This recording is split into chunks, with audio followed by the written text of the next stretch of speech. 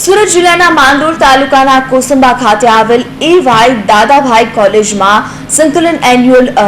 Alumni meet તથા annual programme કમ farewell આયોજન કરવામાં આવ્યું। આજરોજ શ્રી સુરતી સુન્ની વોરા મુસ્લિમ એજ્યુકેશન સોસાયટી સંચાલિત એવાય દાદાભાઈ ટેકનિકલ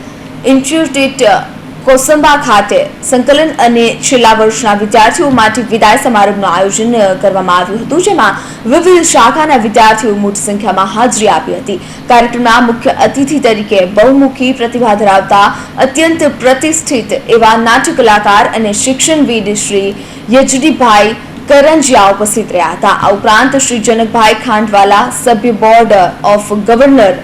GTU શ્રી નીરાવભાઈ ઠક્કર, ઉપપ્રમુખ Gujarat diploma self finance association અને Shri Jitendrabhai Upadhyay, secretary Gujarat diploma self finance association ઉપસ્થિત રહ્યા હતા।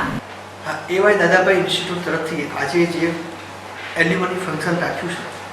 એનો મુખ્ય હેતુ વિદ્યાર્થીઓની અંદર જીવન કઈ રીતે જીવવું,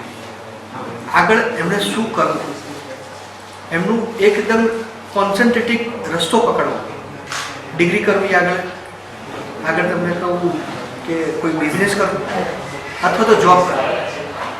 ટોટલ કઈ રીતે હવેનું ભવિષ્યની કારકિર્દી કઈ રીતે ઘડવી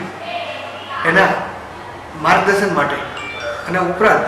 જૂના એલ્યુમની વિદ્યાર્થીઓને પણ આમંત્રિત કર્યા છે કે જેથી દરેકે દરેક વિદ્યાર્થીનું પોતાની સંસ્થા સાથેનું જે ઇમોશનલ એટેચમેન્ટ હોય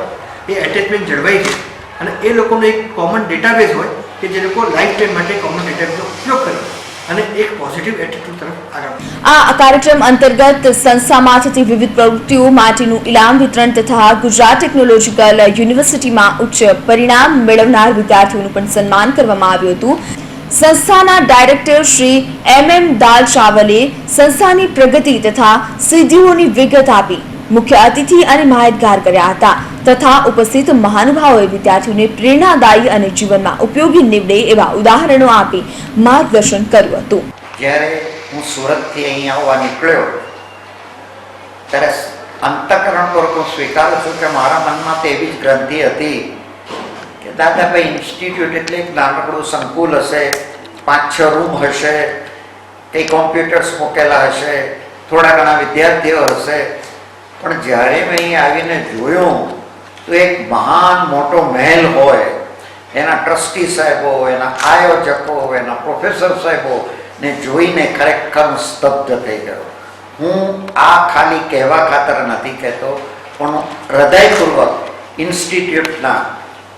દાદાભાઈ ઇન્સ્ટિટ્યૂટના ટ્રસ્ટી સાહેબોને, માનનીય પ્રમુખશ્રીને, આચાર્યશ્રીને અને તમામ ગુરુજનોને હૃદયપૂર્વક ધન્યવાદ આપું છું કે આ એક બેનમૂન સંસ્થા છે, એનો વિદ્યાર્થીઓએ શક્ય એટલો ઉપયોગ કરવો જોઈએ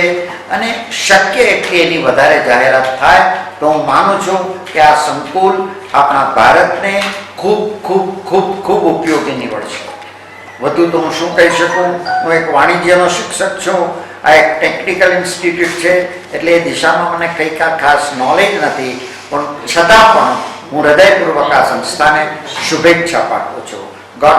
શ્રી જયકીભાઈ તેમની આગવી શૈલીમાં પોતાના વર્ષોનો અનુભવનો નિચોડ રજૂ કર્યો હતો, સાથે સાથે હાસ્યરસ ઉમેરી વિદ્યાર્થીઓનું મન જીતી લીધું હતું। નિર્મલ પટેલ, હિન્દ TV ન્યૂઝ, કોસંબા।